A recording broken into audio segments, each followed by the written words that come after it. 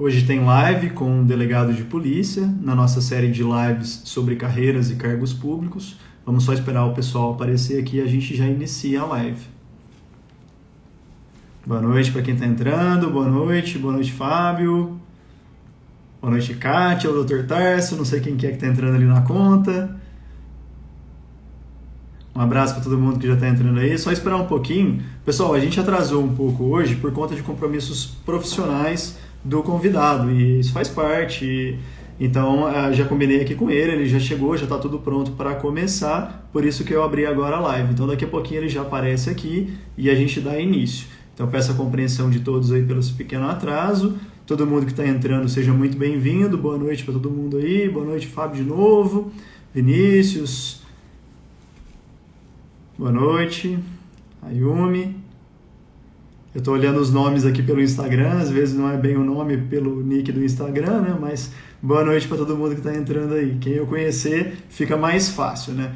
E quem está entrando pela primeira vez, meu nome é Thales Braghini Leão, eu sou juiz federal. Eu estou fazendo uma sequência de lives aí com profissionais de várias carreiras e hoje o nosso convidado especial é um delegado de polícia. E a gente vai tentar descobrir como que funciona a carreira de um delegado de polícia. Tem pergunta aí como é que faz para ser maratonista. Essa pergunta eu também estou querendo responder, a resposta dela. Eu estou tentando virar um aí, mas está difícil. Essa maratona é muito longa. Boa noite para todo mundo que está entrando aí, bacana. Quem puder deixar aí o aceno, o like, vamos marcando presença aí. Já podem deixar perguntas para a gente poder fazer para o nosso convidado, delegado de polícia, uma carreira muito interessante. Algo que eu conheço bem pouco, então vai ser bom até para mim, para poder fazer algumas perguntas boas aqui para ele, algumas que eu já estou curioso. Boa noite para todo mundo. Daqui a pouquinho ele está aparecendo. Agora a doutora Kátia apareceu. Boa noite. Boa noite, pessoal. Vou avisar aqui o nosso convidado. Daqui a pouquinho ele já pode entrar. Um queniano mineiro. Coitado de mim, hein?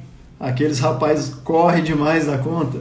Eu tô gostando de correr, tô gostando de treinar. Você pelo jeito também gosta, né?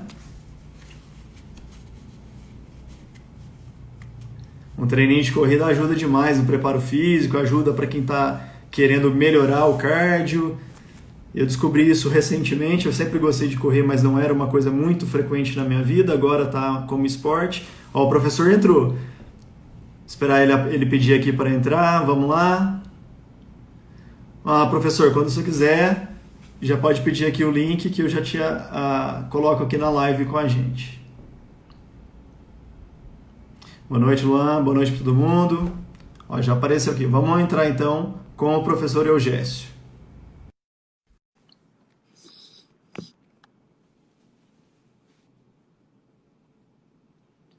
Aguardando um pouquinho, entrou. Opa! E aí, professor? Estou aí agora? Agora deu tudo certo. Boa noite, Thales. Boa noite, galera. Deixa Boa eu só noite. ajeitar a câmera aqui. Opa, Se não cair tudo, tá ótimo. Faz parte, né? Toda hora que entra, divide a tela, vira uma bagunça, né? Mas tá ótimo. E aí, Thales? Bacana. Prazer estar aqui contigo. Prazer tudo meu. É um prazer imenso, inclusive, porque eu nem imaginava que ia dar certo a gente conseguir fazer essa live. Fico muito feliz mesmo por ter aceitado gentilmente o convite. A gente estava esperando aqui entrar um pouquinho mais de gente, agora já começou a movimentar. Então, eu quero ter a honra de fazer a apresentação aqui do professor Eugésio, Eugésio Cotrim, professor de processo penal e delegado de polícia civil, né? Delegado de polícia estadual no estado de Minas Gerais, que é o meu estado de origem. Então, para mim é um prazer muito grande receber você aqui para poder falar sobre essa carreira bacana, que muita gente perguntou para mim sobre a carreira de delegado, as carreiras policiais, enfim. Eu tenho pouco conhecimento da área, eu nunca fiz um concurso da área, então eu queria aproveitar a sua experiência, o seu conhecimento aqui para trazer um conteúdo bacana para quem está seguindo e agradecer você por ter aceitado prontamente e gentilmente ter aceitado esse convite de estar aqui com a gente. Sei dos seus compromissos, eu sei que tem uma agenda extensa aí, tem aula ainda hoje, conforme você já me falou, mas a gente vai tentar resumir o mais rápido possível aqui para que não atrase o seu cronograma. Professor, Se quiser fazer algumas considerações, muito obrigado mesmo por ter comparecido aqui e participar desse meu projeto de lives. Maravilha, Thales. Não sabia que você era mineiro. Eu não sou mineiro, não nasci em Minas, nasci no estado da Bahia, mas sou mineiro de coração e agora cidadão espinosense, então somos conterrâneos. Agora, eu que agradeço o convite, estou à disposição aqui para batermos um papo, sempre também que precisar, estamos à disposição. E você que manda, você que está no comando aí, estou à inteira disposição.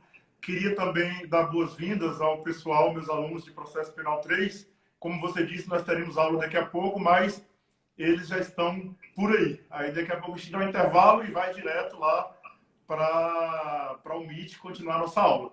Mas eu que agradeço o convite, parabenizo pelo projeto, o projeto com certeza motivador para outros colegas que passaram pelo que nós já passamos. Então, nada mais social e mais justo do que compartilhar a estrada que já passamos por ela. E estou ao seu dispor. Você que manda hoje. Perfeito, professor. Muito obrigado mesmo. E obrigado a todos os alunos que estão aí comparecendo em peso. Já vi que conseguiu movimentar a turma. Pelo jeito, prometeu uma nota a mais aí para eles.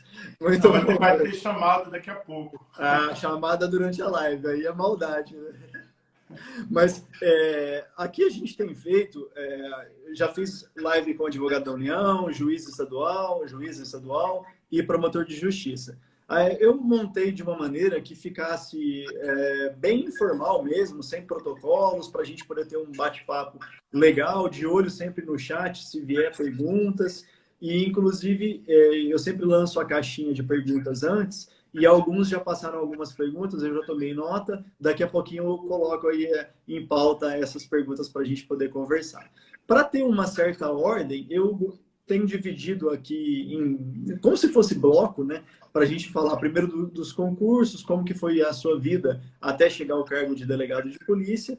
Depois a gente fala da carreira, do dia a dia, do cotidiano, porque quem estiver sonhando aí com o cargo de delegado poder saber como que é o dia a dia de um delegado. E no fim eu vou te colocar aí contra a parede para você fazer um resumão aí dos desafios da carreira, as dificuldades e como eu tenho brincado com o pessoal aqui, poder sentar o pau aí nas coisas que estão difíceis. Então, mas assim, eu divido assim em blocos, é só para a gente poder ter uma ordem mesmo. Se surgir pergunta aí no chat fora de ordem, não tem problema nenhum, a gente recoloca, o importante é o pessoal ficar bem esclarecido. Então, para a gente começar, professor, vamos falar aí uma apresentação bacana sua, em termos de surgimento do professor Eugésio, do delegado Eugésio. Como que foi aí para você? Você se formou quando? Quando que surgiu o sonho de ser delegado? Conta para a gente aí como é que foi isso.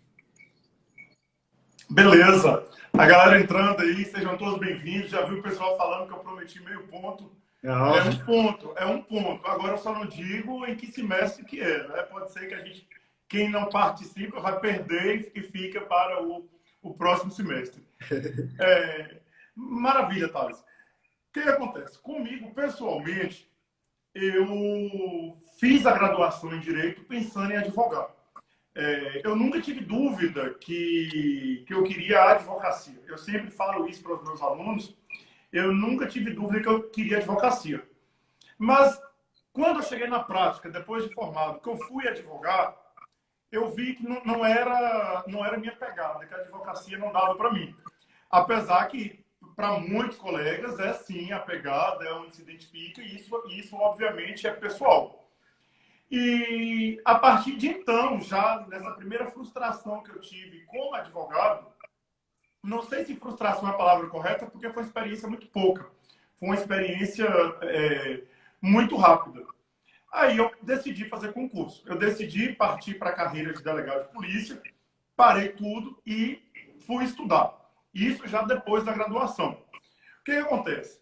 Nós que estamos aqui do lado de cá, já concursados, depois eu posso falar também da carreira acadêmica, como que ela aconteceu.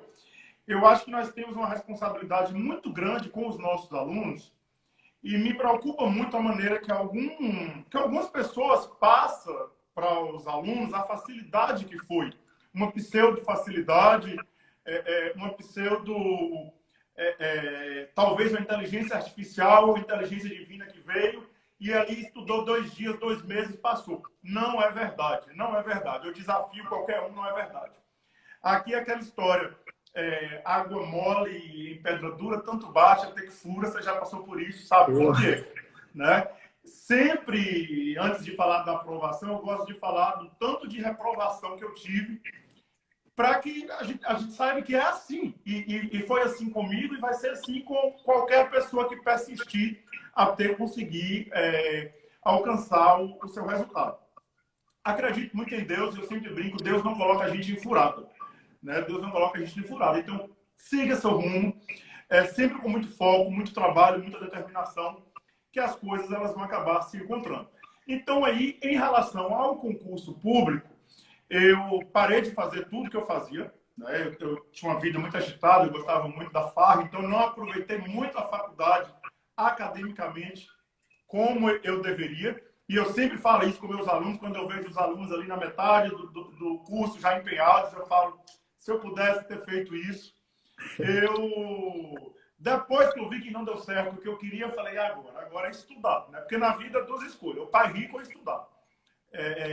Não tem muito o que fazer. E aí, parei radicalmente. Obviamente, isso não se enquadra para todos, mas eu parei radicalmente. E durante 2 anos, eu fui estudar para delegado. Perdi alguns concursos, fiquei muito chateado. E aí, depois que você passa, que você olha para trás, você vê quão gratificante foram também as derrotas. Por exemplo, eu sou da Bahia. Eu lembro que eu fiz um concurso no Acre, delegado do Acre. Eu formei em 2007 e eu perdi por muito pouco no concurso. E eu vim chateado porque eu já estava contando com a vaga e tal. E hoje eu estou em Minas Gerais, a 80 quilômetros de casa. Então, assim, eu acredito que o divino nos ajuda muito. A carreira acadêmica, ela veio paralela com a carreira acadêmica, ela veio paralela com a carreira de delegado. Eu comecei também completamente por um acaso. Eu entrei na sala de aula a primeira vez em 2010, tenho 10 anos, completamente por um acaso. E no primeiro instante que eu tive ali, lembro como hoje, eu decidi que eu queria fazer aquilo para o resto da vida.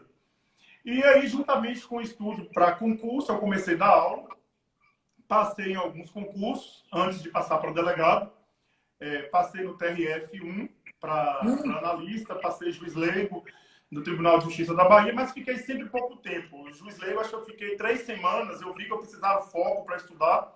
Então, eu sempre administrei a vida acadêmica com o estudo. Então, a minha vida acadêmica ela não vem depois do delegado, ela vem antes.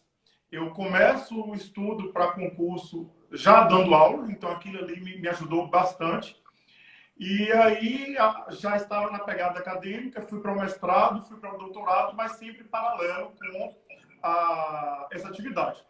E para a gente finalizar esse primeiro questionamento seu, muito trabalho, tá? A gente precisa deixar bem claro que o resultado é muito gratificante. Você se realizar, você poder viver do que você faz, não vou falar como é a carreira agora, que você disse que é a última pergunta. É muito gratificante. Mas a caminhada, ela existe. Então, não adianta os nossos alunos ou o público que a gente conversa aqui, que está começando, que está querendo esse objetivo que nós alcançamos, essa ilusão. Não sei se você verifica, mas toda hora a gente entra no Instagram e vem aqui que 3 meses está resolvido, 2 meses está resolvido, só vê questão. Isso é estelionato acadêmico. Né? Precisa de muita luta, muita abdicação. Abdiquei, obviamente, assim como você, com certeza, muita abdicação, mas o resultado vale a pena. E o bar sempre vai estar aberto, minha gente. Dá um tempo que depois ele vai continuar lá aberto. E a gente volta. Muito bacana você ter comentado dessa forma, professor, porque é justamente o que eu venho falando desde quando eu me meti nessa de gravar vídeo, de falar sobre concurso abertamente aqui. Porque concurso era sempre um tema que eu gostava de conversar com os meus amigos. Me convenceram a começar a gravar vídeo, falar sobre isso. E desde quando eu comecei, eu sempre tenho falado, o pessoal vê a gente passando, e eu tinha sempre um estigma entre pessoas conhecidas de ter sido o cara que passou em tudo. Porque ele, no bom mineirês, né, que você já deve ter aprendido aí, ele só vê a pinga que a gente bebe, né, não vê o tombo que a gente leva. isso não aparecia para as pessoas.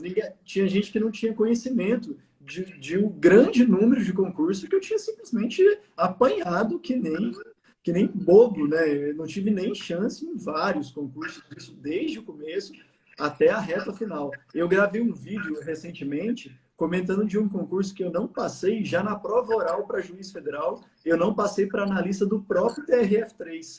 Assim, é quase que uma vergonha histórica, né? Um juiz federal não passou no concurso de analista, como se tivesse um degrau entre uma coisa e outra. Mas não tem degrau, cada concurso é cada concurso, tem uma história por trás dele.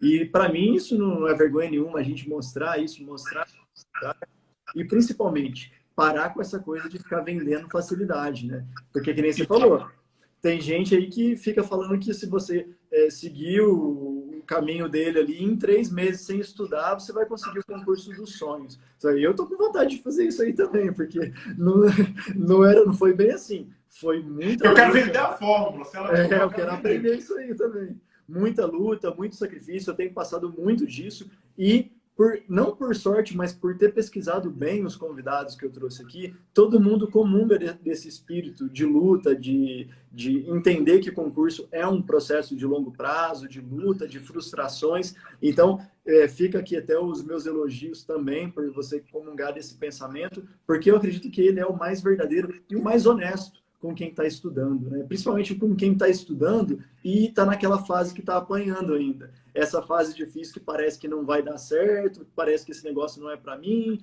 Então, fica aí o nosso registro, tanto o meu quanto o seu, que a gente também passou por isso, né, professor? Faz parte. Uma coisa que eu achei legal que você falou aí, também, é em relação a ter feito concurso do TRF1, né? Você chegou a tomar posse como analista? Não. Não deu tempo? Não. Foi muito concomitante. Eu tinha essa história dos concursos. Eu anotei um ponto aqui que eu quero falar, juntamente. Salvo engano, por volta de 2011, concomitantemente, eu tinha passado para a Defensoria do Amazonas, tinha ido para a segunda fase da Defensoria do Amazonas. Nossa. Aí esse concurso foi anulado, né? Aí também fiquei chateado e tal. O concurso já estava todo concurseiro, né? O concurso foi anulado por fraude. Aí eu passei no TRF1 para analista. A lotação seria Guanambi, a cidade da Bahia, só que ainda não tinha sido chamado quando eu passei para juiz leigo, também no Tribunal de Justiça da Bahia. Aí eu tomei posse, mas eu fiquei muito pouco tempo, porque como eu já estava na sala de aula, a gente tem que mapear a realidade. Eu não ia conseguir ficar no juizado, na sala de aula e estudar para concurso. Então, logo depois desse período, eu passei também, meu concurso é de 2011 aqui em Minas, e eu já vim para cá, de modo que eu não tomei posse. Apesar da aprovação, eu não tomei posse.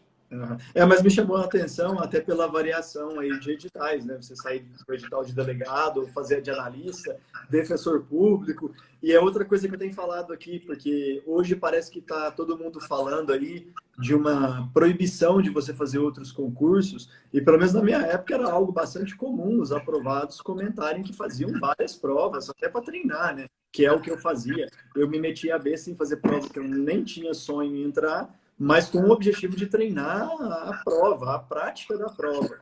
Então, eu acho que é uma coisa que ainda a nossa velha guarda aí tem que colocar em discussão ainda, porque eu não sei se a gente está superado nisso aí, não. Lembrei o que eu ia falar na hora que eu falei da questão do analista. Eu não tinha lembrei aqui o negócio. Deixa eu voltar aqui, porque isso é importante. Legal. Nesse ponto que nós estamos tocando. Veja que eu fui aqui para 2011, mas em 2011 eu trouxe aqui alguns resultados positivos, né? Teve o concurso de analista, teve o concurso do tribunal, teve o concurso daqui do estado de Minas que eu passei, mas 2011 já foi o final da minha caminhada. Por isso que você começa a colher os frutos. Eu comecei 2 anos antes. Sim. Eu comecei 2, 3 anos antes. E aí, não sei se você vai se identificar ou se alguém vai se identificar com isso. Por coincidência, eu estava conversando com um amigo hoje de manhã sobre isso. Você começa a se organizar a vida, você quer deixar tudo bonitinho, tudo prontinho para você estudar. Aí vem um problema. Aí vem algo que te desinquieta e vê um problema e tal. Aí o primeiro concurso que eu fiz, foi o primeiro concurso que eu fiz, isso logo depois da faculdade, em 2008, foi o Ministério Público de Pernambuco. E aí, cara, eu fui muito bem na primeira etapa. Assim, foi o primeiro concurso, ainda sem saber muito o que eu queria, mas eu fui muito bem na prova. E aí eu fui para a segunda etapa muito bem colocado. Tipo assim, eu já fui achando, o próximo que eu passo aqui é para o Supremo. Se no primeiro que eu fiz Tá fácil, eu fui desse jeito, para o concurso do Supremo vai ser moleza. E aí, foi tanta porrada atrás de porrada depois disso, não passei na segunda etapa, porque eu achei que eu já estava no Supremo. E eu acho que eu não fui tão bem na primeira etapa como eu fui naquela, lá do início. E aí, o que eu ia dizer a partir de então, quando você organiza? Obviamente, todos nós temos problemas, as pessoas adoecem, as pessoas morrem, o problema financeiro vem. E sempre, no início, eu me revoltava, porque eu falava, poxa, agora que eu comecei, que eu organizei tudo, veio um problema. Porque o que eu queria, Carlos? Eu queria que Deus parasse o mundo, porque o Gesto está estudando. Né? Opa, para, que o Gesto está estudando. Não tem problema mais. Né? Então, eu tive que entender que o mundo ia continuar rodando, que Deus não ia parar, que eu era muita pouca merda para poder ter que parar o mundo. E a gente tem que estudar nas adversidades. Sim. Então, para eu chegar em 2011 na minha aprovação, eu levei muita pancada aí de 2008, quando meu ego achou que eu já estava quase no Supremo, até 2011, foi muita pancada. Muito bom, é bem isso mesmo. Surgem coisas na vida, a gente tem que saber lidar com elas, não tem jeito, né? A gente vai levar esses golpes, então tem que aprender a lidar com eles, faz parte isso daí. E como que surgiu, assim, em você o sonho de ser delegado? Como que você percebeu que era isso, já que você tinha tentado outras, tentado advocacia? Como que você, a que você atribui ter surgido isso em você de ser delegado? Cara, isso é uma pergunta muito difícil. A gente pode substituir essa pergunta, a mesma coisa se você me perguntasse como que você escolheu ser professor, pois sabe? Eu digo, eu não escolhia as coisas, é por isso que eu digo, por isso que eu sempre digo, Deus não me coloca em furada. O que acontece? O que eu tinha de pressuposto para o concurso público? O direito penal, né? Era o que me atraía na atividade, principalmente na atividade policial, a questão de poder trabalhar na persecução penal. Mas, por exemplo, eu conheço colegas que tinham aquela motivação anterior, aquele sonho anterior, né? E foi atrás pensando só naquele foco. Comigo, mas não só, é uma característica minha, não só em relação ao concurso público, em relação a todos os campos da vida e a atividade acadêmica, e mestrado e doutorado, tudo foi, te juro que foi exatamente assim. Eu me deixo aberto às possibilidades, aberto às condições que a vida nos propõe, e vou caminhando, e vou muito grato no que vai sendo, e tipo assim, eu não faço nada que não me satisfaça, sabe? Nada que não me satisfaça. Então não houve assim um querer, não houve, como eu falo, o querer que eu, ainda na imaturidade, talvez, profissional, a gente ainda na faculdade muito novo, acho isso muito injusto, o meu querer era ser advogado, né? O meu querer era ser advogado. Olha, e a Thaís está falando, Deus não me coloca em furado. Eu sempre digo isso em tudo. A comarca que eu vou, o povo que eu vou trabalhar, a sala de aula onde eu entro. Sempre quando eu ia fazer concurso, eu falava, Deus, não deixa eu passar se não for para eu passar. Porque eu sou tonta, assim, eu sou eu tenho um delay muito grande. Eu falo, não deixa, porque eu posso estar achando que é a coisa certa e eu posso estar achando que é a coisa certa e não é. Mas o primeiro passo, assim, porque também é um outro ponto que a gente pode conversar, não dá para você fazer todos os concursos. Não dá para você sair atirando para todos os lados, porque é impossível. Né? Quando eu decidi parar para fazer só delegado, só concurso delegado, o que me motivava era tanto a questão dessa questão híbrida, de eu ser tanto carreira jurídica, como também essa atividade fora do gabinete, né? Essa atividade mais dinâmica, mais investigatória. Tudo isso hoje me agrada muito. A emoção. Toda minha linha de pesquisa hoje é nesse sentido.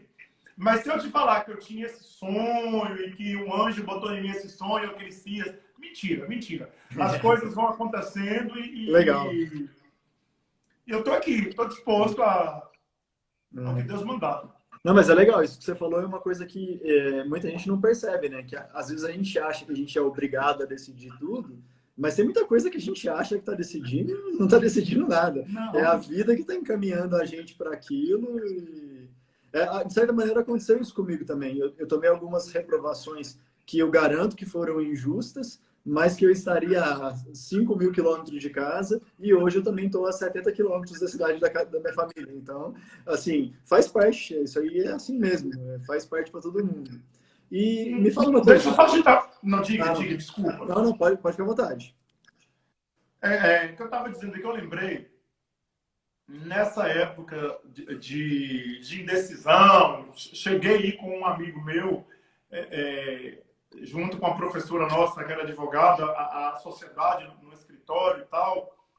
E aí comecei a estudar para concurso, né? Falei, vou estudar para concurso. Aí fiz analista, fiz MP, fiz Polícia Civil de uns... Eu fiz uns 5 estados da Polícia Civil. Só não fiz Bahia no estado porque eu já estava na academia quando saiu o concurso. Uhum. Mas aí nessa época de indecisão, eu tenho uma frase que eu me identifiquei bastante. Eu achei uma palestra do William Douglas e ele falou o seguinte, falou, você não é obrigado a saber o que você quer. Você não tem que saber o que você quer. Se você sabe o que você quer, ótimo. Corre atrás do que você quer. Se você ainda não sabe, mais ou menos isso que ele disse, se você ainda não sabe o que você quer, caminhe. Caminhe, porque vai aparecer, só não fique parado. Porque se você ficar parado, as oportunidades não vão surgir. Então, em todos os pontos de minha vida, tanto como estudante, como professor, enfim, tudo que eu faço, eu vou caminhando e as oportunidades vão surgindo. Claro. Só pode agarrar a oportunidade quem está chegando lá para poder agarrar essa oportunidade. Exatamente. Tá certinho. E como é que foi essa preparação sua? Você chegou a fazer cursinho, estudou só por conta própria? O que você achava melhor? Fiz tudo. Fiz Tenta de tudo. Por isso tudo. que eu falo.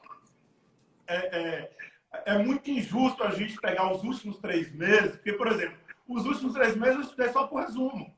Os últimos 3 meses. Então é muito injusto eu estudei 3 meses por resumo. E foi fácil. Passei. Mas aí, te parafraseando aí, o resumo dos 3 meses foi só a cachaça que eu bebi, mas teve só a cachaça não, né? Só a cachaça que eu bebi, mas teve os tombos. Teve que muito eu levei lá tombo atrás. aí. Bom, para ser sincero, na época da faculdade eu não me preocupava muito com o que ia acontecer. Eu nunca fui de me preocupar muito com o que vai acontecer, sabe? Nem hoje. Esse negócio de preocupar, quem gosta de véspera é peru. Eu não tenho muito talvez isso seja um defeito meu. E na época da faculdade eu nunca fui aquele aluno de perder em disciplina e tal, mas também eu não era um aluno exemplo. Quer dizer, eu acho que não era. Eu tinha outras prioridades acadêmicas. Por exemplo, se tivesse uma prova asa de águia, eu ia para asa de águia. Então eu nunca tive... Sabe? Deixa eu só fazer um parênteses dentro da sua pergunta. Tem algo que talvez isso que eu esteja falando seja negativo, tenha pontos negativos, mas tem um ponto muito positivo. É só um parênteses, depois eu volto para onde a gente estava. Como eu te falei, sempre eu entrei nos locais sem saber muito o que eu ia fazer e as coisas foram acontecendo, talvez por sorte, talvez por Deus me ajudar. As coisas foram... Você está me ouvindo? Aqui deu um corte. Não, tá normal agora. Aqui, deixa eu ver aqui. Aqui tá normal. Travou aqui. Mas talvez tenha sido só para você mesmo, porque pelo menos para mim que tá normal. Se alguém no chat aí puder dizer se tá normal. Aí tá beleza, né? Eu tava falando do quê? Das coisas se encaminharem naturalmente aí para você, por sorte, né, entre aspas.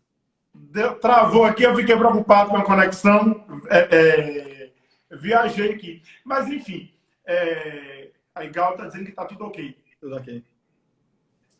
Então, vamos lá, vamos seguir. Fica com a gente, cola com a gente que vocês se dão bem. Boa! Então, na faculdade, eu não era esse aluno exemplo. Só que, não sei se você tem essa realidade, esse era o parênteses que eu estava fazendo, me recordei. Pelo menos eu, na minha faculdade, existia um distanciamento muito grande entre a figura do aluno e a figura do professor, do profissional. E existia algo intangível, algo que você não tinha acesso. E o que eu busco ter com meus alunos, e graças a Deus eu acho que eu consigo, é não ter, obviamente, a gente não perde o respeito, tem o aluno, tem o professor, tem os limites de cada um, mas desde 2010, quando eu comecei, meu negócio é falar a linguagem deles. É tirar o direito do plano abstrato, tirar o direito do muito impalpável e trazer para o nosso dia a dia e conversar a linguagem deles. Então, isso me ajuda muito na minha comunicação com os alunos. Agora, fechando parênteses e voltando para a sua pergunta, quando eu terminei a faculdade, né, que vem aquela pergunta, e agora? Eu vou fazer o que da vida? É porque a gente tem colega, e com certeza você também tem, da época da faculdade, que continua fazendo a mesma coisa que fazia antes. Você olha para trás e fala, puta que pariu, tanta coisa eu já fiz, tanta coisa já mudou, tantas voltas o mundo deu, e a galera continua ali fazendo a mesma coisa. A vida é uma só, gente, ó. A vida é uma só, a gente tem que fazer de um tudo, porque depois que morrer já era. Acabou. E aí, nesse período de angústia, eu fui fazer cursinho. Aí sim eu fui estudar. Né? Eu fiz um ano de LFG, um ano e pouco de LFG, na época que o LFG estava bombando, não tinha esses cursinhos, eu sou antigo, tá? Não tinha esses cursinhos online de internet. Era franquia, né? Oi? Era na franquia que você fazia. Na verdade, como as aulas eram gravadas em Salvador, eu assistia as aulas ao vivo, as aulas eram transmitidas para o Brasil, mas eu assistia no estúdio. Eu assistia transmitida. Para mim era por satélite. Durante um ano e meio ali eu estudei. Foi quando eu estudei, a minha bagagem mesmo veio dali, porque eu parei tudo, né? Parei a farra para poder estudar. E aí, depois de estudar, comecei a fazer concurso, já tinha meu material, comecei a estudar por resumo. Então, a gente vai tendo um amadurecimento de estudo. No final, quando você é aprovado, realmente você pegou um edital e mapeou o edital ali 2, 3 meses. Mas não foi isso, com certeza, que te levou à aprovação. Então, a minha trajetória de estudo foi essa. Perfeito. Na faculdade, eu acho que eu brinquei muito. Não sei se estou sendo justo comigo. Eu estou com medo de estar sendo injusto comigo, sabe? Eu estou com medo de estar sendo injusto comigo. Mas em Salvador? Em Salvador. É justo. Em Salvador. Só que, assim, eu sou baiano, sou do axé, sou do carnaval e tudo mais. Então, tem o calor, né? Opa! A alta temperatura que nos atrapalha. Salvador é legal demais. Eu parei tudo para estudar. Né? Então, esse período de 2008 que eu fui para o cursinho foi quando eu parei, vi minha bagagem. E aí, o que acontece, Thales? Você vê seu vizinho do lado também estudando. Então, você vê, eu não posso parar porque tem gente que tem esses sonhos. E você chega na metade do caminho, você já sofreu tanto que você tem duas opções. Ou continuar sofrendo até um dia dar certo, ou voltar para trás e todo sofrimento sem vão. Né? Mas, enfim, nunca fui nada muito de planejar, programar. Eu vou e... Bacana. Então, vamos passar então para agora falar sobre a carreira de delegado de polícia. E conta pra gente como é que foi. Você tomou posse, tem uma academia de polícia, né? A Cadepol. Como é que é essa academia? Explica pra gente. Isso é uma coisa que muita gente tem curiosidade, inclusive eu. Como é que funciona a Cadepol? Hoje, no estado de Minas Gerais, isso depende da lei orgânica, hoje no estado de Minas Gerais, qualquer carreira policial, você é aprovado no concurso, você toma posse, e depois que você toma posse, você já entra na Cadepol como membro da carreira. Eu sou antes da alteração da lei orgânica, eu sou quase um monumento histórico. E na minha época, a Cadepol era uma fase do concurso. Então, veja que a gente ia passar. Talvez alguns estados da federação ainda seja assim, porque, como eu disse, depende da lei orgânica. Então, o concurso tinha 7, 8 fases. Uma das fases era a Cadepol. E aí, no final da Cadepol, você tinha uma prova. ainda. Então, você fazia a CADEPOL sem a certeza se você ia Nossa. exercer a carreira ou não. Hoje não é mais assim. Os Entendi. delegados que entram em Minas, hoje eles já fazem a CADEPOL como delegados. Bom, a CADEPOL, hoje, graças a Deus, eu também sou professor na CADEPOL, eu sou professor no Instituto de Criminologia, lá da pós-graduação de Criminologia. A nossa CADEPOL é um centro de referência acadêmica, tanto na formação policial como na formação de outras áreas. A CADEPOL ela concentra todas as formações policiais, todas. Cursos de especialização de chefia, cursos de especializações de outras áreas, investigações especiais, treinamentos para entrar em grupos especiais, treinamento de tiro. Toda a questão técnica e também acadêmica, ela funciona no âmbito da CADEPOL. Nossa CADEPOL tem hoje pós-graduação própria, outros cursos EAD. Por exemplo, teve agora um curso EAD de investigação de crimes cibernéticos que foi aberto ao público. Muito bom. Dentre os diversos cursos que funcionam na CADEPOL, tem o curso de formação. Então, o curso de formação... Porque, às vezes, a gente tem a ideia que a CADEPOL só serve para poder formar o policial. Não. Dentro da diversa da movimentação toda da academia de polícia, tem o curso de formação. Então, no caso de delegado, você tem a carga horária, não me recordo exato qual a carga horária.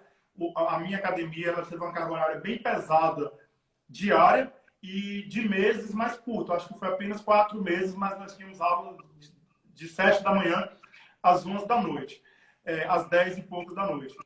Bom, aí esse período na academia você vai estudar na prática e na teoria os principais aspectos da sua função. Seja o delegado enquanto gestor da unidade policial, os aspectos do delegado enquanto carreira jurídica, as questões jurídicas, os aspectos do delegado funcional, operacional também. Então, toda essa formação do profissional, ela é feita na academia. Mas aqui, já que o papo aqui é reto e sincero, deixa eu usar as palavras corretas. Pelo menos foi comigo. Aqui pelo menos como foi comigo. Eu aprendi a ser delegado na prática. Eu aprendi apanhando. Então, assim, meus 2 primeiros anos foi muito difícil. Porque, assim, eu não sabia ainda direito a dinâmica da coisa. Tanto que no meu primeiro ano eu ainda balancei. Eu falei, será que eu fico? Será que eu vou fazer outro concurso? Eu tive essa dúvida. Até eu falar, não é isso que eu quero, é aqui que eu quero ficar, é isso que me dá tesão de ficar. Legal. Eu aprendi na prática. Muito bom, porque não existe um manual que vai te ensinar aquela profissão, né? Não adianta, são as experiências que vão te levar a ter aquela certeza que está no lugar certo. E depois, a sua lotação inicial foi onde? A minha lotação inicial foi... porque eu tenho 2 maneiras de responder essa pergunta. Vamos lá. A minha primeira lotação foi um local... Vamos lá. Vamos responder essa pergunta de uma forma... Eu não vou responder o local. Mas, assim, eu tive muita dificuldade. Talvez por isso que eu balancei muito. Porque era um local distante, era um local de difícil acesso. A população muito bacana, a cidade muito boa. O âmbito ali da cidade, tudo muito bom. No meu caso, pessoal, era ruim, porque o acesso era ruim, longe da família. A estrutura de trabalho não era boa. Isso pesa muito. A estrutura de trabalho não era legal. Então, assim, por isso que eu te falei, ou eu respondo o local, ou eu conto as coisas. Então, para responder as coisas, deixa... Tá certo, deixa o nome do certo para lá. Vamos revelar só o milagre. Então, foi muito difícil. Meu primeiro momento foi muito difícil. O lado negativo de ter sido muito difícil. Foi muito pesado, me deixou muito na dúvida se eu queria ou não seguir. E foi positivo porque eu aprendi muito, né? Eu amadureci muito, eu aprendi muito. Hoje eu estou na minha segunda lotação. Eu estou na minha segunda lotação. E aí sim, já estou numa estrutura muito melhor, já estou com a equipe. Não que eu esteja comparando, não quero fazer isso. Não é meu objetivo. Não, mas eu entendo perfeitamente. Mas o objetivo a gente respira, né? Amadurece, aprende, pego o time da coisa, o time de quando a coisa funciona, e aí tudo fica prazeroso, tudo fica muito tranquilo, tudo flui. Perfeito. Mas isso lembra até outra coisa que eu venho falando muito aqui, que é essa visão romantizada do serviço público, especialmente os grandes cargos, como de delegado, juiz, promotor, e as pessoas só olham salário, status, e esquecem de olhar essas partes aí, ficar longe da família, ser obrigado a ficar anos em local de difícil provimento, naquele local de difícil acesso, às vezes não tem acesso nem por estrada de asfalto, e tem lugares que nem é estrada de terra no norte do país. Então, tem muita gente que esquece desses detalhes, e essa é uma dificuldade que todo servidor público enfrenta, e não fica diferente as grandes carreiras. E muitas vezes, as grandes carreiras é até pior, porque a gente acaba tendo que ficar mais tempo nesses lugares, né? E faz parte a gente querer se remover. E até uma dúvida que o pessoal tem passado muito em todas as carreiras é que a gente consiga explicar como que funciona, pelo menos mais ou menos, os processos de remoção.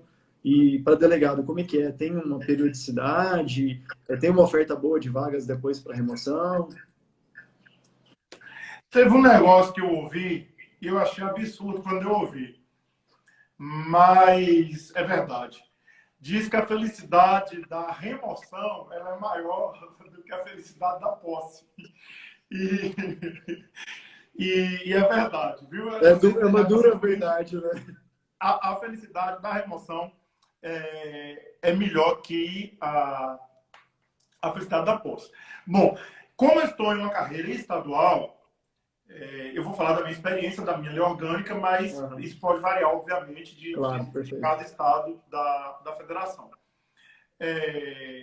Aqui no estado de Minas, nós entramos na carreira como substituto, nós passamos o estágio probatório como delegado substituto. Após o vencimento do estágio probatório, aí nós nos tornamos titular, né? Automaticamente há a promoção para delegado titular. E existem mais duas promoções. Você depois progride para delegado especial e, por fim, para delegado geral. Essas são as promoções na nossa lei orgânica. É uma promoção em nível vertical, mas em cada nível desse existem progressões horizontais também, que aqui divide-se por letras. Por exemplo, você é titular. Aí grau A, B, C, sempre essas alterações horizontais, geralmente o benefício é só mesmo financeiro. Aí você vai para especial, A, B, C, depois geral. O que eu acho bem bacana aqui é que você não precisa mudar de comarca para promoção. Não sei se todas as leis orgânicas são assim. Por exemplo, eu consigo ter todas as promoções, chegar no grau máximo da carreira, em qualquer comarca que eu estiver. Obviamente, existem os cargos de chefia administrativo, por exemplo, os cargos de confiança, chefe de departamento, delegado regional, superintendente. Esses cargos são temporários, apesar de ser chefia, são cargos de confiança temporário, então esses sim demandam a mudança de local. Mas, por exemplo, estava conversando com um amigo, membro do Ministério Público.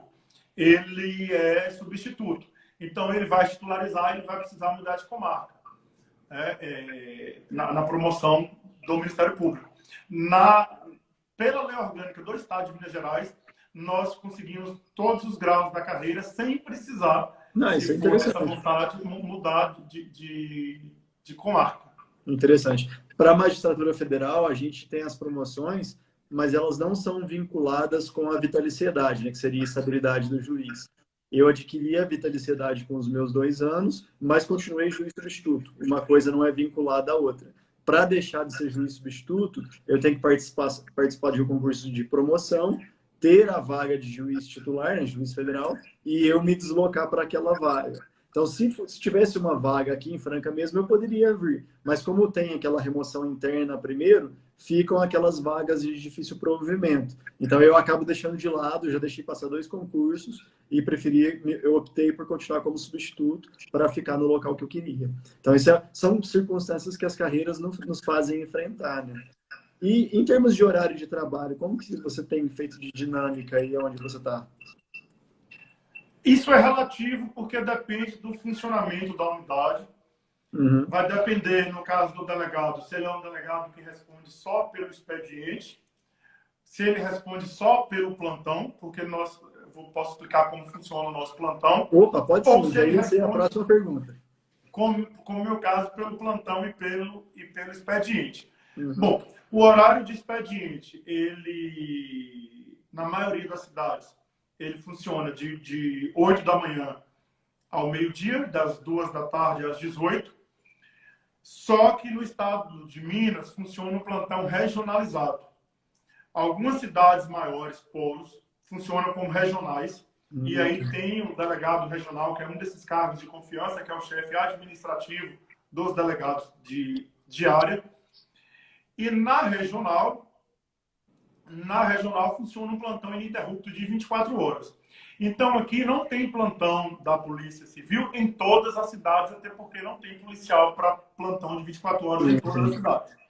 Por exemplo, eu estou na cidade que a regional está a cento e poucos quilômetros. Eu sou a última cidade da regional, já estou bem na divisa da Bahia.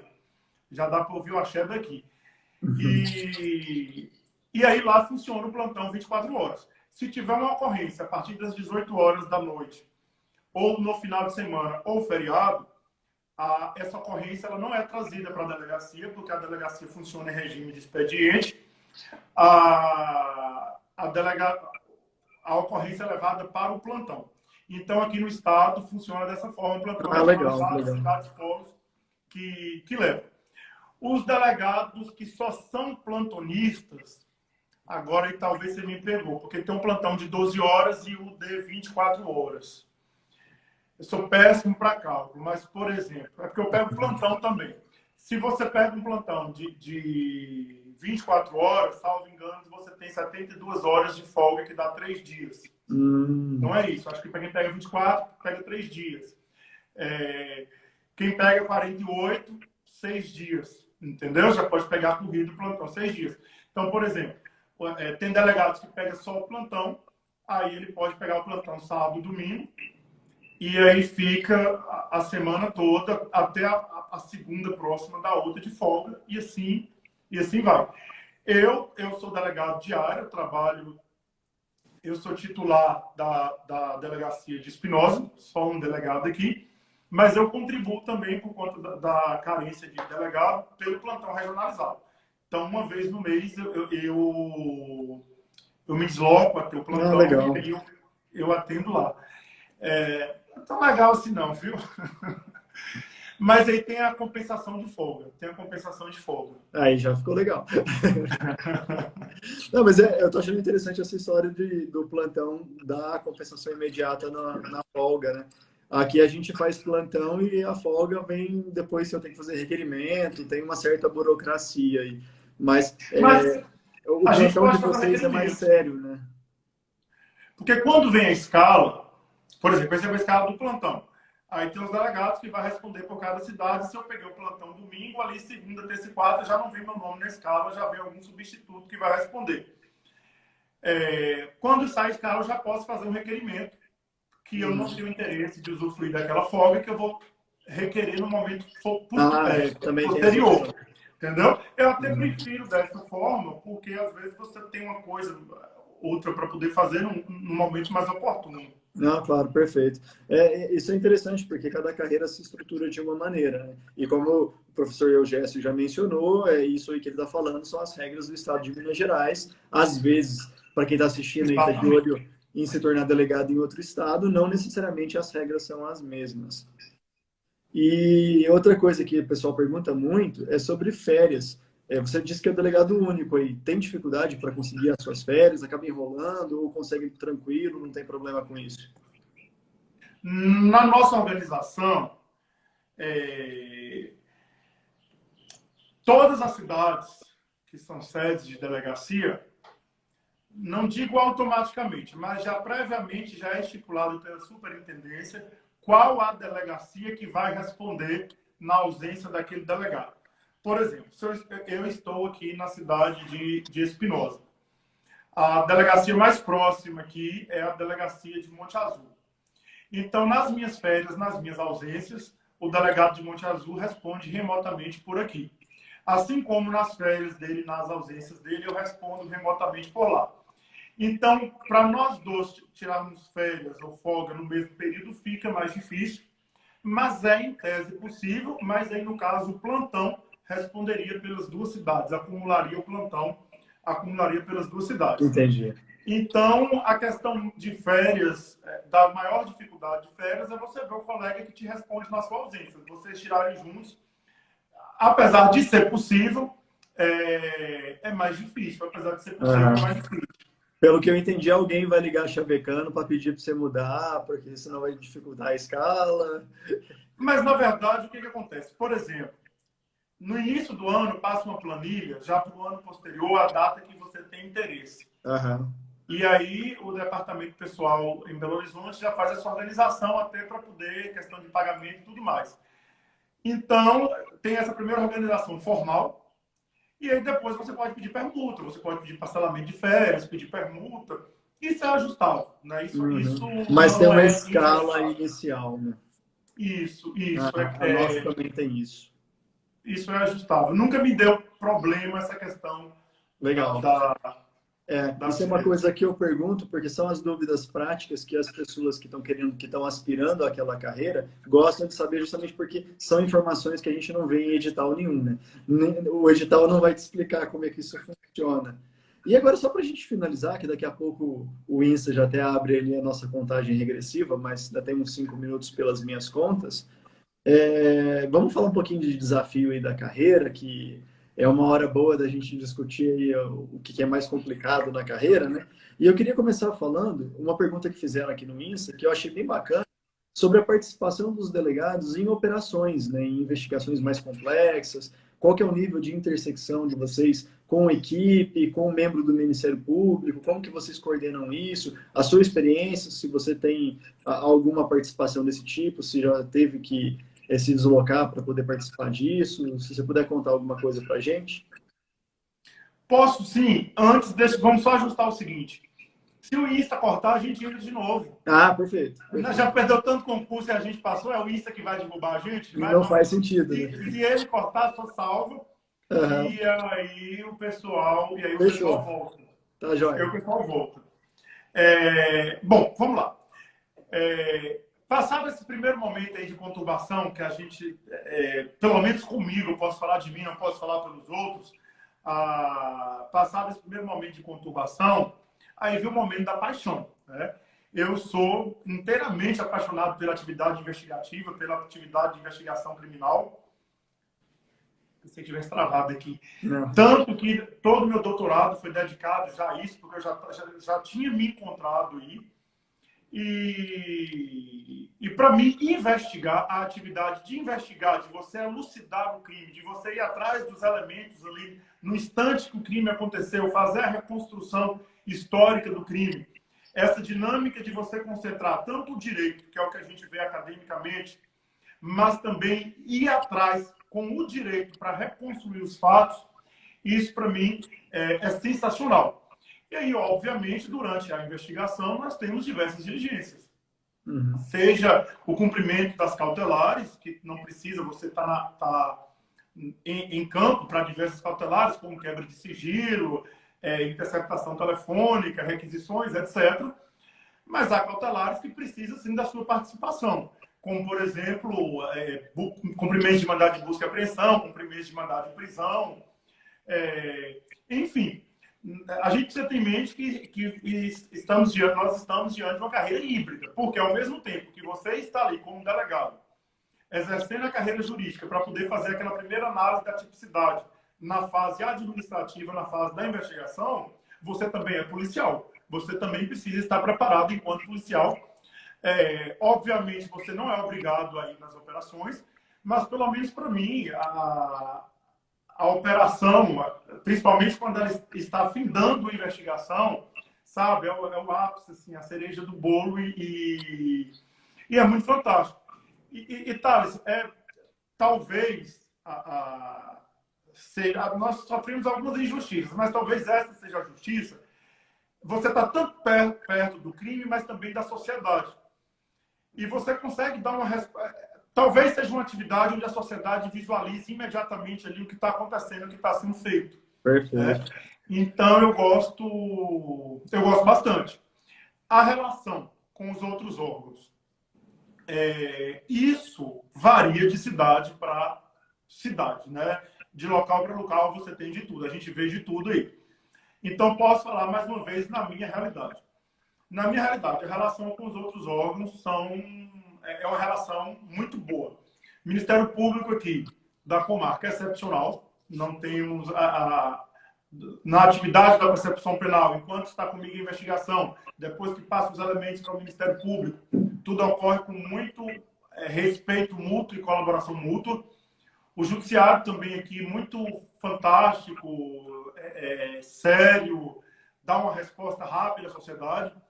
A Polícia Militar, que infelizmente em alguns locais tem certos conflitos entre as forças policiais, aqui também nós temos uma boa relação. Eu estou dizendo que Deus não me bota em furada, Deus não me bota em furada. Deixa eu ir que não. Tá certo. Eu ia te perguntar... Isso quem ganha é a sociedade. Né? Sim, essa claro. boa relação que nós temos, cada um ideia, da sua atividade constitucional, quem ganha é a sociedade. Sim. A estrutura constitucional foi pensada para isso, né? Para cada um fazer a sua parte de engrenagem e isso funcionar. Né? Tem gente que parece que não entende isso. Né? E em termos de, já que a gente está tocando nesse assunto, que é algo que eu acho que deve ser uma dificuldade para delegados, interferência política, interferência de qualquer ordem. Você sente alguma coisa assim que poderia comprometer ali a qualidade do teu trabalho, esse tipo de coisa? Aquele telefonema para pedir para você não fazer tal coisa? Claro, você não precisa dizer nome, óbvio que você não vai dizer nada sobre isso. Mas você sente que isso é algo assim que, infelizmente, a carreira sofre até pela falta das prerrogativas que outras carreiras têm? Teoricamente, sim. Tá? Eu posso falar teoricamente, isso bem tranquilo, e também posso falar meus fatos e minha postura em relação a isso. Teoricamente, apesar dos avanços que a Lei 2.830 trouxe, em tese, nós conseguimos ver na prática casos de injustiça, como teve em Goiás, o delegado que foi removido porque estava investigando lá o deputado e tal. Apesar da Lei 2.830 trazer hoje critérios mais objetivos para a remoção, mas em tese, eu acho que a nossa carreira precisa de mais garantias no sentido para trazer a independência do delegado, tanto da acusação como da defesa, mas também de pressões políticas, pressões econômicas, principalmente políticas. Então, eu acho que carece demais de um fortalecimento legal no sentido de garantir essa independência do delegado. Foi objeto de minha tese de doutorado, uma releitura constitucional das atividades policiais, inclusive do inquérito policial. Eu trabalho essa questão da gente ter que garantir em toda a percepção penal, não só a figura do juiz natural, do promotor natural, mas também do defensor natural e do delegado natural, na intenção de deixar as funções livres de pressões. Então, assim, teoricamente, eu acho que se carece de garantias legais.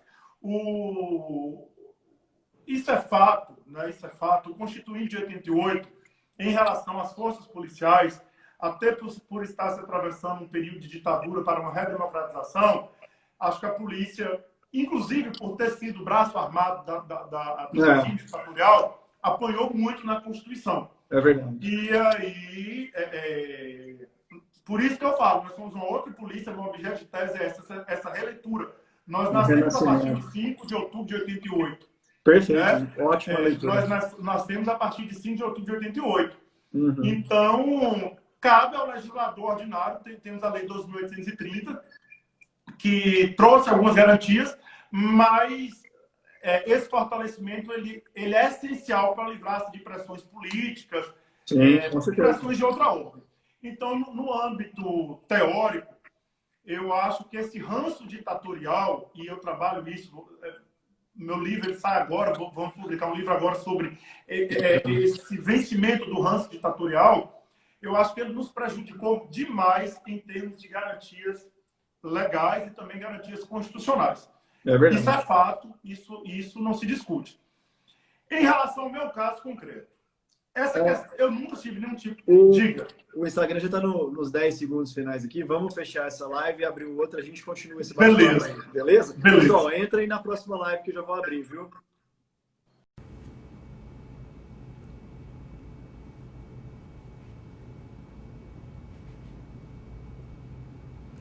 Voltando aqui para a live, vamos esperar o pessoal entrar para a gente retomar e chamar novamente o nosso convidado.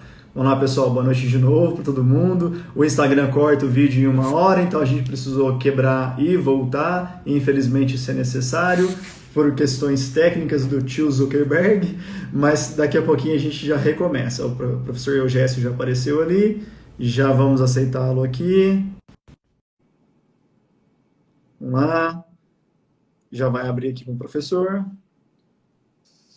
Retornamos. Vamos esperar só um pouquinho para o pessoal poder retornar, professor? E aí a gente já retoma. Eu achei bacana isso que você falou, porque eu comungo totalmente desse pensamento, até aproveitando que o pessoal está entrando ainda para externar a minha concordância integral com o seu posicionamento.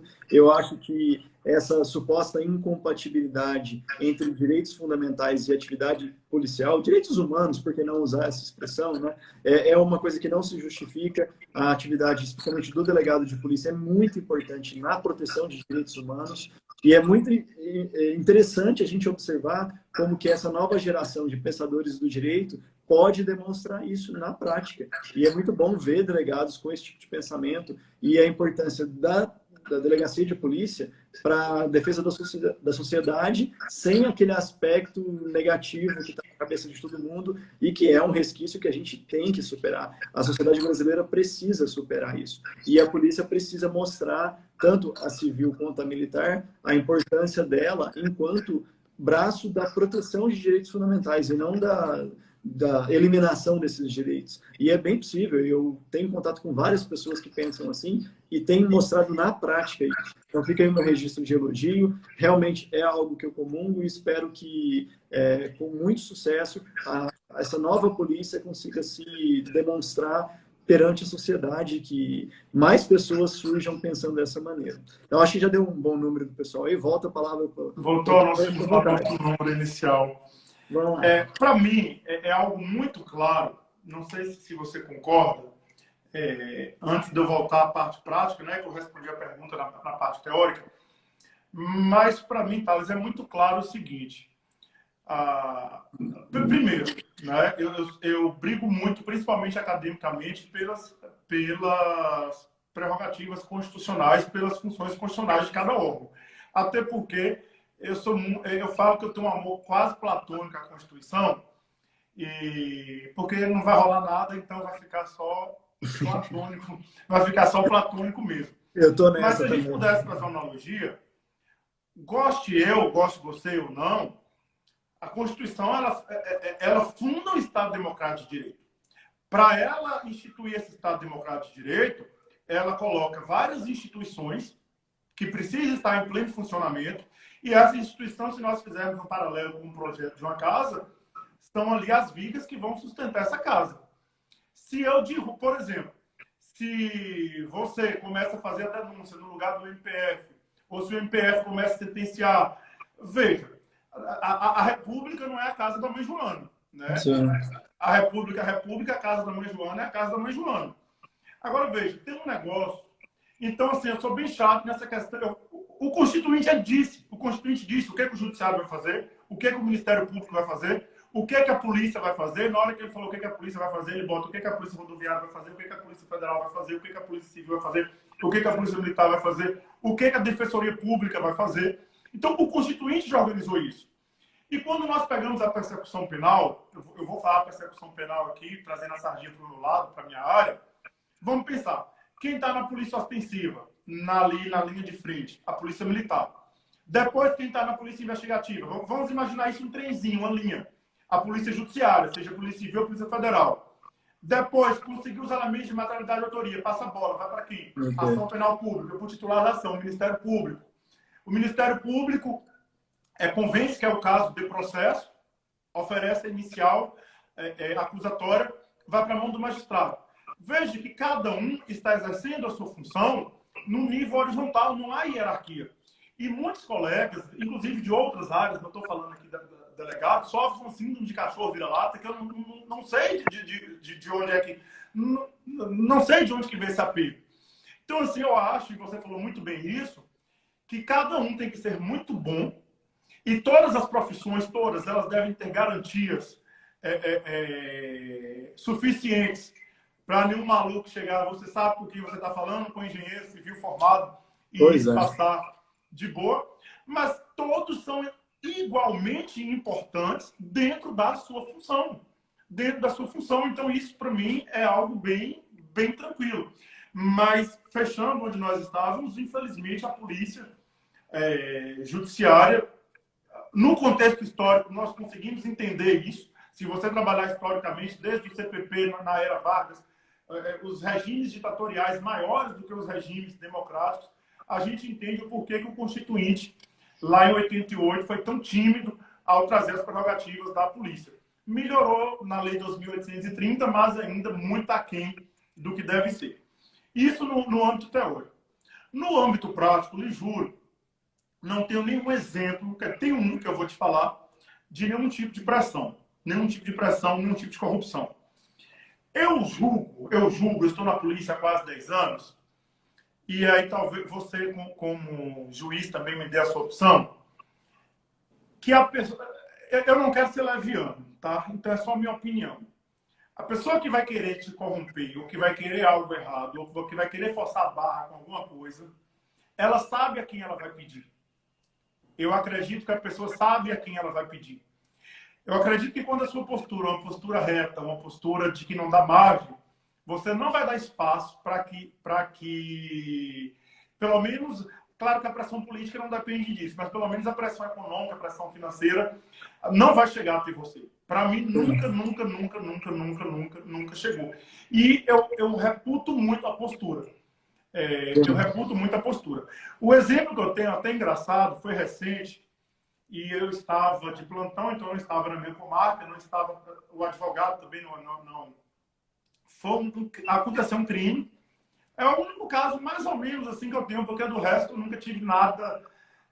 E também nunca nem me ligaram de chefia ou de faz isso, faz aquilo, nada, zero.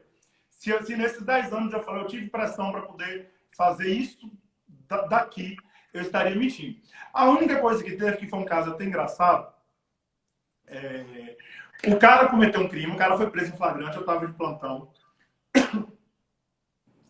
Lá em Pato Branco, um beijo pra galera de Pato Branco, deixa eu falar isso para não me dar problema. E assim, o cara cometeu uma sequência de crimes. Foi o maior concurso de crime que eu já trabalhei. Não vou citar os crimes, mas teve um concurso aí de uns 10 crimes. Foi uma coisa muito louca. O Netflix não consegue fazer um filme só, daria um seriado. É o Vida Louca. Não. Foi muito louco. Então, o PCNet, que é o nosso sistema, do inquérito virtual, ele não coube tanto tipificação. Eu tive que ligar lá para poder liberar, porque eu tinha que fui combinando. Enfim. E aí, o advogado chegou muito educadamente, conversou comigo, fez o papel dele e pediu para arbitrar fiança. Falei, doutor, pelo menos arbitra fiança. Falei, doutor, eu posso até arbitrar fiança para ele, mas eu tenho que arbitrar fiança para ele e para mim. Né? Porque eu já aproveito e já tenho que pagar minha fiança também para poder sair. E isso, como o procedimento foi grande, isso durou até 5 horas da manhã. Chegou o pai dele, o pai do conduzido, falava muito tempo, falava a profissão dele, fazia muita questão de falar a profissão, de falar os bens que tinha, que foi falava assim, foi um menino bom ou foi um pequeno acidente? Foi pequeno acidente não, foi crime. E foi crime porque o legislador se quis. Aí ele estava próximo ao advogado, ele falou, nós somos pessoas corretas, nós somos pessoas de bem, nós somos... Aí ele me chamou para conversar em particular, né? Eu estava na porta do gabinete, os policiais todos lá. Aí ele falou, eu queria conversar em particular com o senhor. Aí o advogado estava do lado, foi, doutor, 5 horas da manhã, não permite ter outro flagrante agora. Não permite outro flagrante agora. Assim, eu não sei o que é. Talvez ele queria até me parabenizar, não sei. Mas a Já nossa corta, postura, né? e isso com certeza a sua também, na atividade, o cara não vai lhe oferecer nada, não vai, porque ele sabe qual é a sua postura. E, Ele, inclusive, eu ousaria dizer, não sei, mas quando você trabalha de forma ética, de forma correta e cumprindo o seu dever legal, as pessoas, você tem medo, e a questão da bandidagem, não sei o quê. Existe eu não quero usar a palavra respeito, porque nós não vamos tratar a bandidagem, o Estado não vai tratar a bandidagem, é o inimigo do Estado. Mas, assim, os problemas que tem, inclusive em relação à retaliação de crime, você pode, não estou generalizando e não estou dizendo que são todos os casos, mas você pode notar que em grande número houve uma omissão ou houve uma... E também não estou falando só de delegado, estou falando de todas as carreiras. Não sei se eu estou sendo claro também. Houve, de certa forma, ali uma aquiescência, ainda que omissa de acordo, e em algum momento aquele acordo foi quebrado, e aí eu penso dessa forma, não sei se é estou verdade. correto. Eu aprendi uma lição na minha época de estágio na magistratura, né, quando eu era estágio no fórum, estagiário do fórum, com o juiz que eu trabalhava lá na época, que eu nunca mais esqueci. Ele falava para mim: não basta ser honesto, você precisa mostrar o tempo todo que você é honesto. Se você fizer isso, você vai afastar todas as pessoas que estão de más intenções. E, de fato, tanto para esse juiz que me ensinou essa lição, quanto para mim e, pelo jeito, para você, você deixar sempre claro que não tem jogo, não tem conversa, não tem cafezinho, já é suficiente para não ter. Eu também nunca tive nenhum tipo de proposta, nenhum tipo de conversa mole, nunca tive nada disso, até porque eu nunca nem dei abertura também. E em relação ao que você falou do perigo da carreira, eu concordo integralmente. A gente tem alguns perigos que são inerentes mesmo, até pela exposição, e imagino que a do delegado até maior ainda, porque está em contato direto o tempo todo, mas muitas vezes o que a gente observa é justamente isso. É de repente um excesso, de repente um moralismo em excesso, aquela coisa do profissional achar que ele é o pai daquela pessoa e querer educá-la e não apenas cumprir a lei. Então, às vezes, esse apego excessivo àquele ato e em excesso é que pode causar esse tipo de retaliação. Então, eu também nunca tive problemas com sentimentos de vingança, pelo menos materializados contra mim. Tem cara de bonzinho, mas já acabei condenando muita gente porque o processo assim impôs, né? E as penas de prisão na Justiça Federal costumam ser altas, dependendo do caso, mas faz parte da dinâmica de trabalho, nem por isso eu desrespeitei alguém em audiência, o profissional ou o réu, e eu acho que isso faz muito parte da nossa atividade, e quem anda nessa linha, todo mundo tem comentado isso. Eu conversei com meu amigo aqui, que é promotor de justiça em Minas, e ele falou a mesma coisa. Você fazendo o seu trabalho de maneira íntegra, você mostrando que está fazendo apenas o seu trabalho, é raro, acontece, mas é muito mais raro você enfrentar situações difíceis, né? É exatamente isso. Eu falo o seguinte, eu falo, ó, eu sou aqui cara crachá, né? A minha função é cara crachá. Eu só preciso, eu tenho uma limitação, eu só preciso ver o que está na lei e o que está no fato e aplicar. Às vezes Pronto, né? eu prendo, eu falo, às vezes eu prendo chorando, né? E às vezes eu solto sorrindo, não sou eu que solto quem prende, o legislador que prevê abstrato lá. Sim, Mas você sim. está dizendo aí, tem um local, e isso é comum no interior, isso não é local específico, não, isso é comum no interior, que para as pessoas, crime é roubar e matar. Não sei se você já teve O essa resto não é oportunidade, nada, mas né? nas comarcas menores, crime é roubar e matar. Outra espécie de crime não é crime. Assim, eu tenho exemplo, a fartura da pessoa fala, não roubei, não matei ninguém, não cometeu crime. Então, já tive diversos casos da pessoa estar ali contando, e eu concordo e tal. E aí, no final, ratifica o flagrante, aí o policial vai levar para o presídio, a pessoa, mas eu não ia ficar solto. Não, eu entendo. Mas não sou Eu eu que dou as entendo. regras, né? As regras do jogo não fui eu. Primeira coisa, as regras do jogo eram tem que vir antes do jogo, né? O primeiro passo é esse. Sim, Para sim, baixar a sim. temperatura aqui. E assim, eu sou solidário. Hoje eu tava dando risada com a advogada hoje, uma advogada muito simpática conosco, e ela estava com a demanda. Eu vou contar o caso por conta que eu sei do profissionalismo dela, não. E uma pessoa financiou um veículo, comprou um veículo e tal, com muito sacrifício. E uma semana depois de financiar o veículo, descobriu que o veículo, na verdade, eram dois veículos em um. A pessoa lá montou dois carros em um, carro era uma furada, o carro foi apreendido, não dava para poder soltar.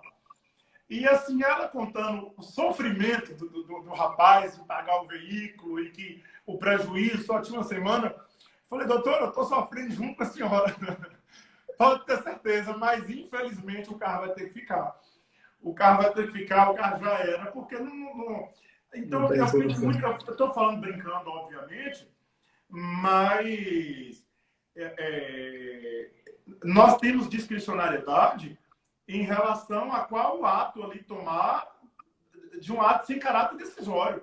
Mas os atos nossos que têm caráter decisório, seja o meu ato de caráter decisório na esfera administrativa, seja seu ato de caráter decisório na esfera judicial, você não tem discricionariedade. Porque isso seria arbitrariedade, né? Isso seria arbitrariedade. Então, eu penso dessa forma, é cara crachá e isso nunca, de verdade, nunca me deu problema, nunca sofri. Não, perfeito, perfeito. Então, só para a gente caminhar para o fim, uma pergunta que eu já estou fazendo aqui está virando um hábito que eu não posso deixar de fazer. Seja bem franco, seja bem aberto. Para você, qual que é o maior desafio aí nos seus 10 anos de carreira na delegacia de polícia? Eita, maior desafio?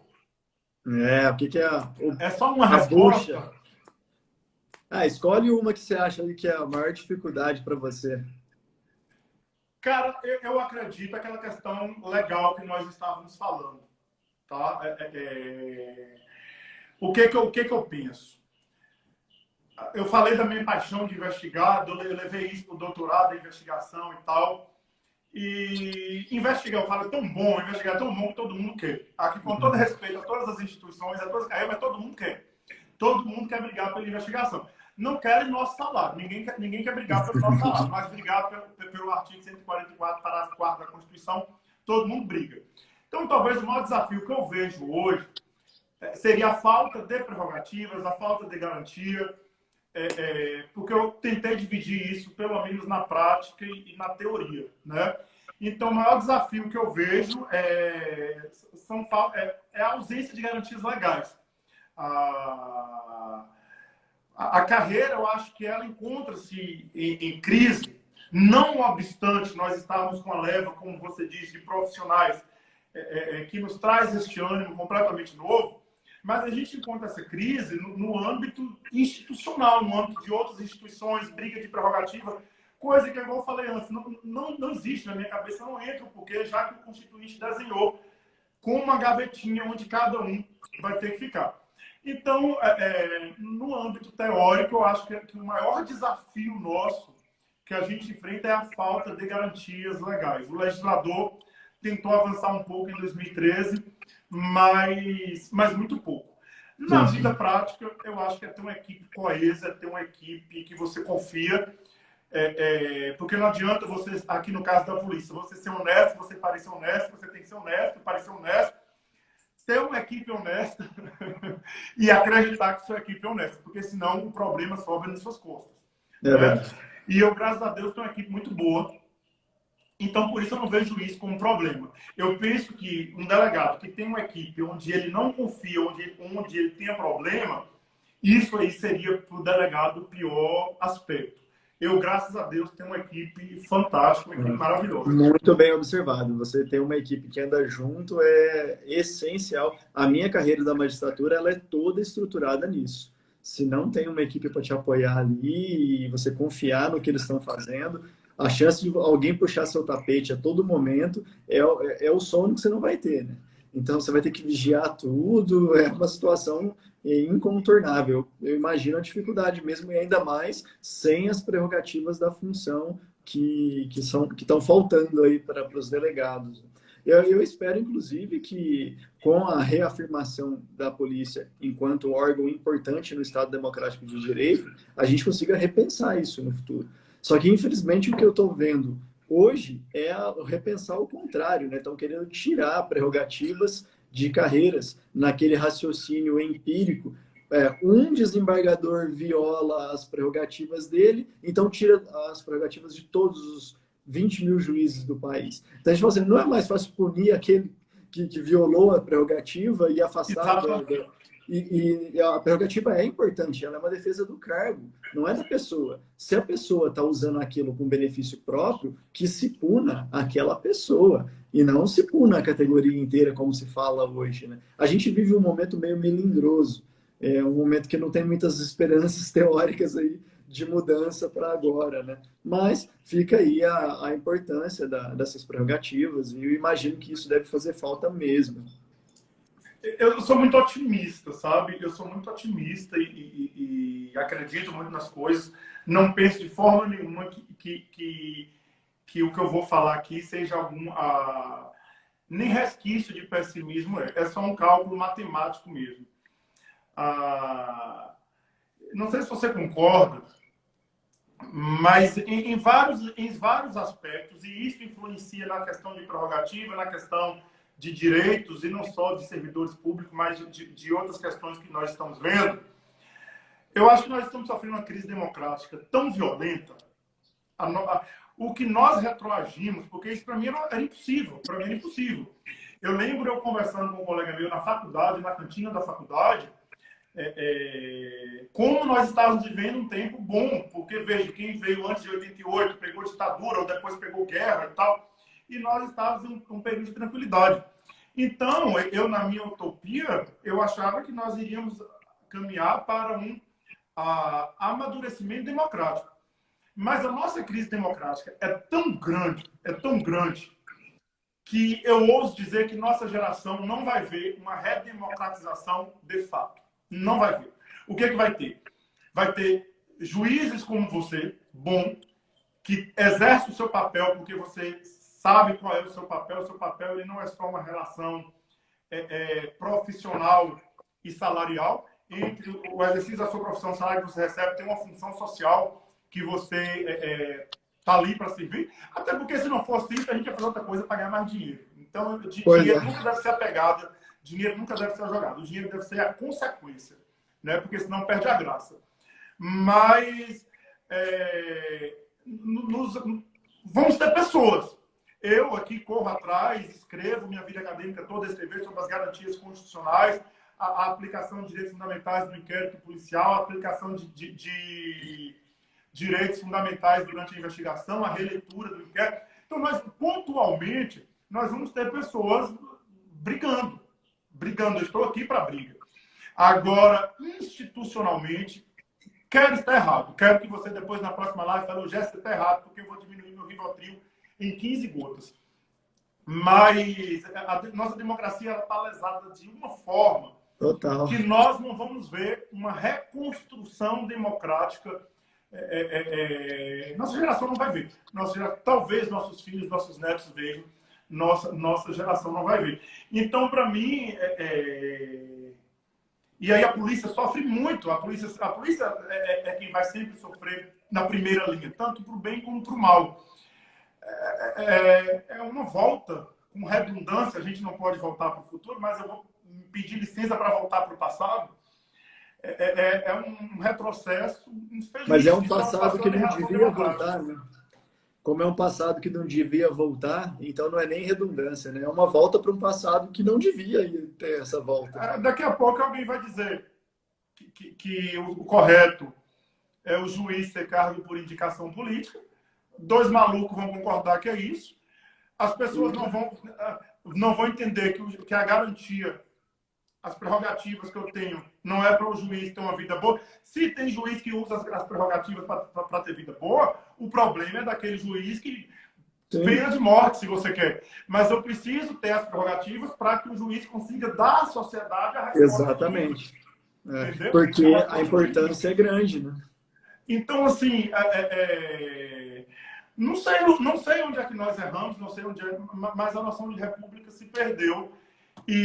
Mas nós estamos aqui, eu sou otimista, tá? Não pense que isso é Vamos lá, vamos tocar. Eu sempre penso assim, vamos fazer a nossa parte, convencer outras pessoas a fazer também a parte delas, dar o exemplo para que outras pessoas façam a parte delas, e o resto não cabe a gente, não tem jeito, né? O resto não é culpa minha. Então Não, a não, gente não, não, não, não, não. tenta fazer. Mas então, para a gente poder encerrar aqui, avisar para o pessoal que tanto a primeira parte quanto a segunda parte vão ficar disponíveis aqui no IGTV do meu Instagram. Eu não sei se o Eugésio também vai querer colocar no dele, mas se quiser depois eu até posso passar tranquilo. E também amanhã eu vou disponibilizar no meu canal do YouTube, porque aí eu vou mudar o formato para ficar mais bacana de assistir e coloco as duas lives em uma no YouTube, porque lá tem jeito. Fica mais fácil para assistir lá no meu canal. Quem não está seguindo, faz o favor de me seguir lá no YouTube, Thales Braguinho Leão, o canal. E eu fico muito agradecido se quem entrou aqui na live continuar seguindo, porque eu estou sempre postando conteúdo jurídico. E fico muito agradecido mesmo, professor, por ter aceitado o meu convite, vindo aqui falar da carreira, falar das suas experiências, falar do seu conhecimento, trazer para a gente todo o seu conhecimento, a sua bagagem. Foi muito enriquecedor. E agradeço também a todos que entraram aqui e acompanharam a nossa sessão. Teve os nossos imprevistos, mas faz parte. E muito obrigado mesmo, viu? Eu que agradeço, Thales, agradeço demais o convite, estou à disposição Bacana. sempre, à disposição. Eu também vou disponibilizar o material, como eu tinha te falado, nós estamos aqui com os meus alunos de processo penal 3, estamos numa live dentro da aula, né? Um abração para todo mundo. Aí eu termino aqui, nós já vamos para Participação especial na aula do pessoal aí. Nós já vamos sair daqui para o Tribunal do Júri. E aqui, eu só queria encerrar dizendo que é muito gratificante mesmo, você conseguir o cargo público que você pretende. Eu não sei qual o cargo público, né, que quem está nos assistindo pretende, e reforçar o que nós falamos no início. Requer desistência, requer... Deixa eu só concluir com uma coisa que eu lembrei aqui também por inspiração, talvez eu lembrei aqui. Quando eu estudava para concurso, eu morava em Salvador, nas Olimpíadas, um atleta, acho que foi o vôlei, uma atleta brasileira, foi no jornal Hoje, isso na Globo, meio-dia. Ela ganhou o ouro e tal. E aí o repórter perguntou para ela se as renúncias que ela fez para treinar e tal, para chegar no nível do ouro olímpico, se foram muito pesadas, se foram renúncias pesadas. Aí ela disse que não. Ela disse que o objetivo dela era o ouro. E se o objetivo dela era o ouro, as renúncias dela tinham que ser equivalentes ao ouro. Ela não podia ter uma vida normal, fazer tudo que ela fazia, que era o ouro, porque uma coisa precisa ser proporcional à outra. Isso aí é física, né? Então, veja, não é fácil. Se você quer o seu ouro, faça as suas renúncias e veja mais frente. Vale muito a pena. Obrigado, perfeito. Tá? Excelente mensagem, muito obrigado mesmo. Boa noite para todo mundo. Boa noite para o Israel e para o Vitor, que eu vi que mandaram aí um abraço aí no finalzinho. Muito obrigado mesmo. E não esqueçam de depois olhar lá o vídeo completo também no YouTube, tá bom? Até mais, pessoal. Obrigadão, viu, professor? Falou. Até mais.